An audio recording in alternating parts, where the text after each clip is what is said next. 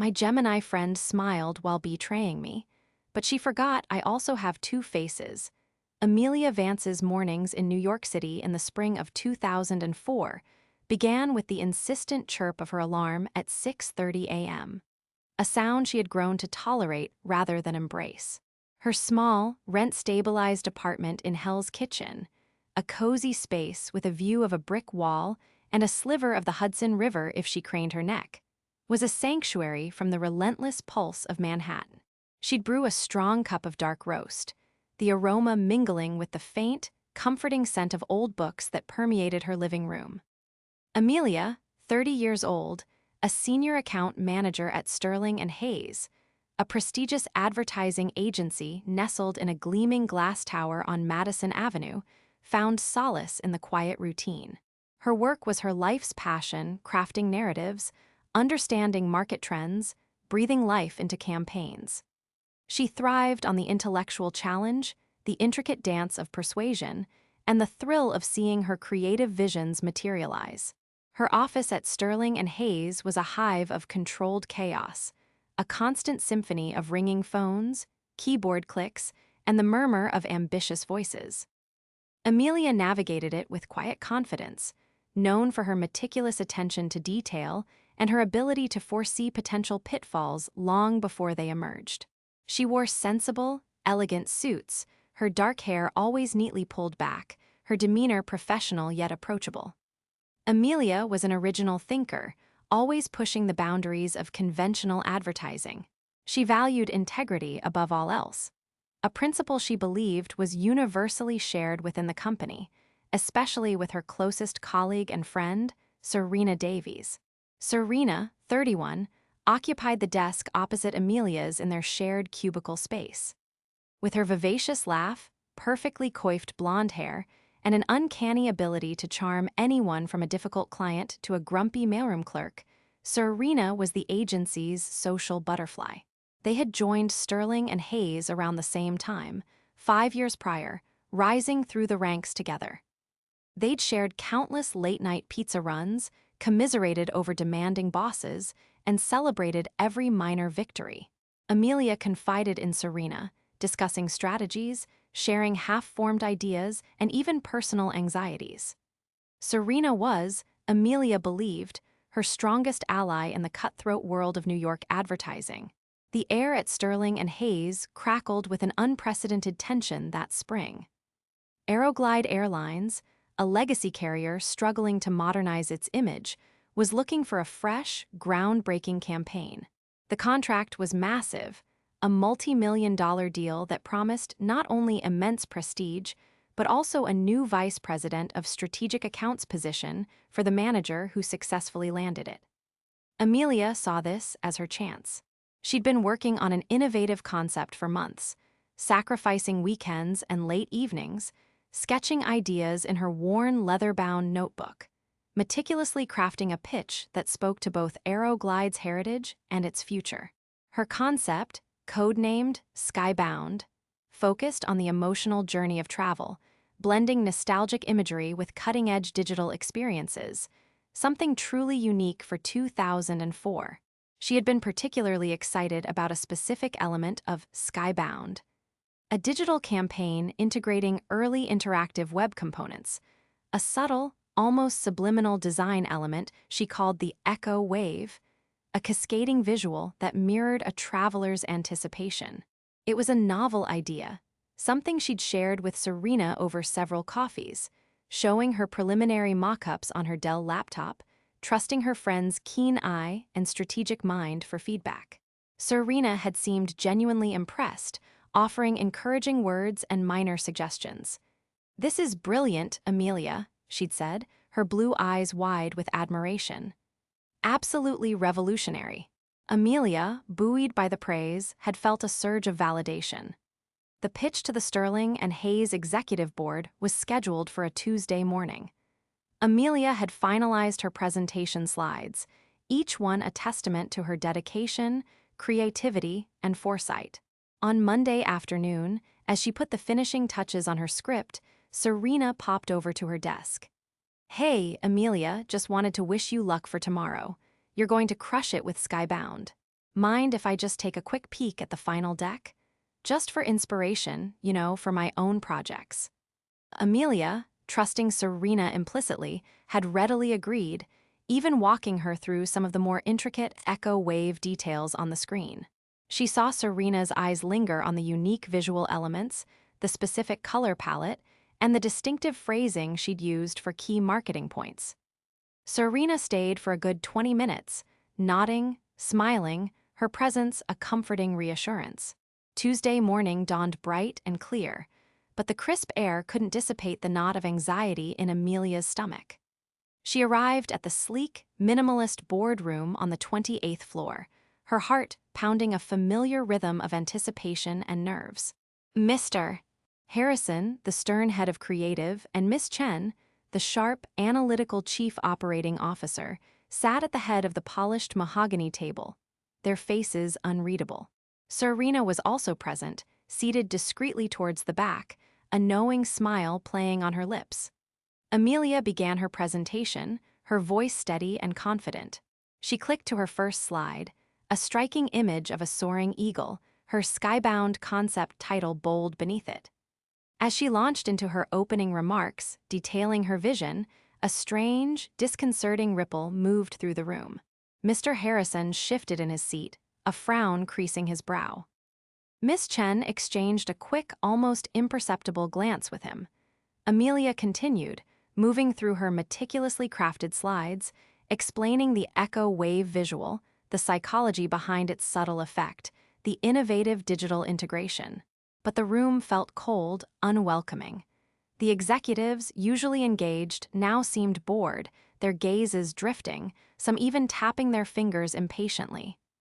"Miss Vance," Mr. Harrison interrupted, his voice cutting through the silence like a sharp knife. "Forgive me, but we've seen this." Amelia paused, her mind scrambling. "Seen what? Seen what, sir?" she asked, a tremor in her voice she hadn't intended. "Your skybound concept, the echo wave," Miss Davies presented a remarkably similar, and frankly, a more polished and complete version, yesterday afternoon. The word struck Amelia like a physical blow. The air rushed out of her lungs. She turned, her eyes darting to Serena, who sat there, her smile not fading, but widening infinitesimally, a silent, cruel triumph in her gaze. It was a smile Amelia recognized, one Serena used when she'd closed a difficult deal. But this time, it was aimed directly at her, laced with an undeniable malice. Miss Davies claimed she pulled an all-nighter on a breakthrough concept, Miss Chen added, her voice devoid of inflection. "She even mentioned you might be distracted with personal issues, which explained why her work had surpassed yours so suddenly." Distracted with personal issues? The lie, layered on top of the theft, was a fresh wound. Amelia felt a hot flush creep up her neck. She tried to speak, but her throat was dry, her mind a chaotic storm of disbelief and rage. This is my work," she stammered, gesturing wildly at the screen. "I've been developing this for months. She saw my drafts." Mr. Harrison sighed, a sound of weary dismissal. "Miss Vance, while we appreciate your passion, we cannot tolerate accusations of this nature in a professional setting. Given the striking similarities and Miss Davies' prior presentation, we are placing you on administrative leave, effective immediately, pending an internal investigation into plagiarism." The word hung in the air, heavy and damning. Plagiarism? Amelia, a woman of integrity, accused of the very crime she detested. She was dismissed, her meticulously prepared presentation left untouched on the screen, a monument to her shattered trust. She stumbled out of the boardroom, the polished floors suddenly feeling like a slippery slope beneath her feet. Serena's smile, that perfect, betraying smile, was seared into her mind. The walk back to her apartment was a blur of yellow cabs, blaring horns, and the indifferent faces of strangers. Each step was a crushing weight. She let herself into her silent apartment, the familiar comforting scent now tainted by the stench of failure and betrayal. The phone rang. It was her boss, formal and cold, reiterating the terms of her leave. Her access to the company network was revoked. Her career, her carefully constructed identity, felt like a house of cards collapsing around her. She sank onto her worn sofa, the plush cushions offering no comfort. Tears came first, hot and furious, a torrent of grief for a friendship irrevocably broken, for a dream brutally stolen. She screamed into a pillow, the sound muffled and swallowed by the quiet apartment. Hours passed, marked only by the shifting shadows in her living room. The rage solidified, hardening into a cold, diamond-sharp resolve. Serena Davies had chosen to play a game Amelia hadn't known was being played, but Serena had underestimated her. Amelia Vance wasn't just a meticulous account manager. She was also a woman who kept her receipts, literally and figuratively. The title echoed in her mind. My Gemini friend smiled while betraying me, but she forgot I also have two faces.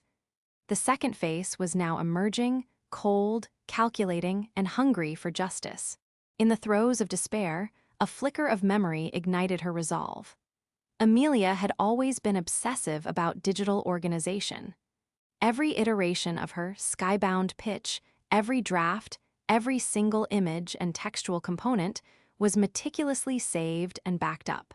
Not just on the Sterling and Hayes network, which she now couldn't access, but on her personal external hard drive and even a redundant burn to a CDRW disk she kept in a fireproof safe at home.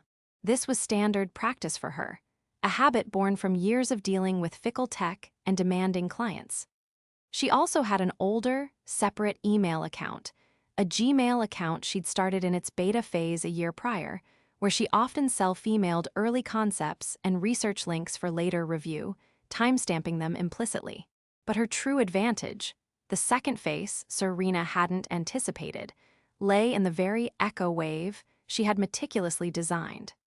Beyond the visible aesthetics, Amelia had embedded a tiny, almost imperceptible design flaw, a unique, almost invisible pixelation effect in one corner of the cascading wave. It was a personal signature, a quirk she'd intended to smooth out in the final version but had left in early drafts to mark them. It was her digital watermark, a subtle bug that no one else would have independently replicated. When Serena had copied her work, she had copied that too, verbatim, likely assuming it was part of the original design or simply an oversight she could polish later. Amelia spent the next few days in a haze of furious determination. She reached out to her distant cousin, Marcus, a freelance IT consultant whose specialty was digital forensics for small businesses. Marcus, a quiet man with an encyclopedic knowledge of operating systems and metadata, agreed to meet her at a coffee shop on Bleecker Street. Over lukewarm lattes, Amelia laid out her story, presenting him with her external hard drive and the CDRW. Marcus, with his thick-rimmed glasses perched on his nose, listened intently, occasionally asking a sharp, technical question. He was immediately intrigued by the echo wave detail. If she replicated that specific digital artifact, it's a smoking gun, he concluded. We can also analyze the metadata on your file's creation dates, modification histories. We might even be able to tell if Serena accessed your shared network drive around the time of the theft if there are any logs floating around.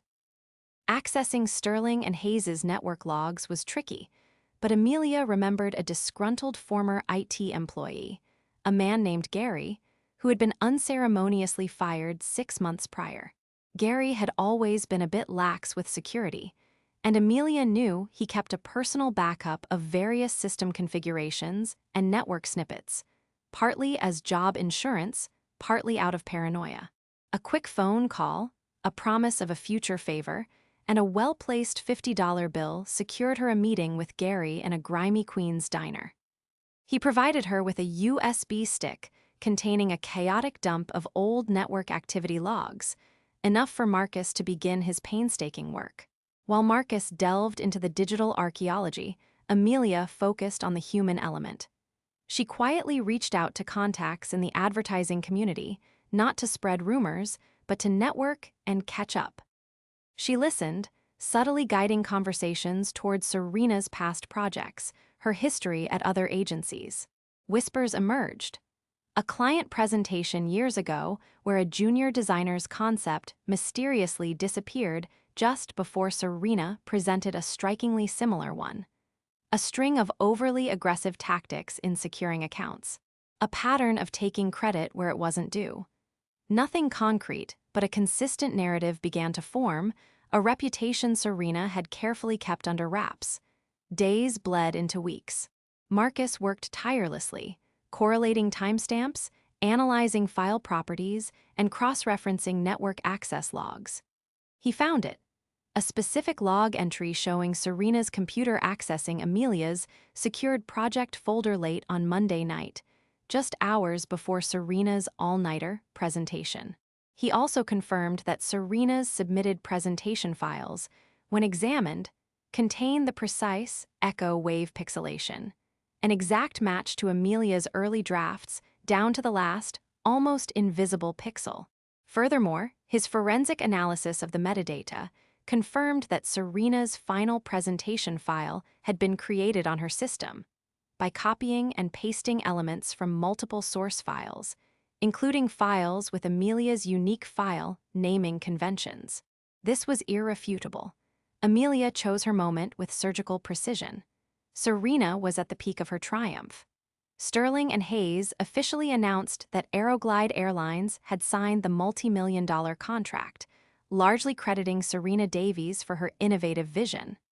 There was talk of Serena being fast-tracked for the VP position, a celebratory luncheon planned for the following week. Amelia didn't approach HR, nor did she go directly to the board. She knew Serena had skillfully poisoned the well against her. Instead, she booked a seemingly innocuous lunch meeting with Mr. Harrison, the head of creative, at a quiet French bistro near the office.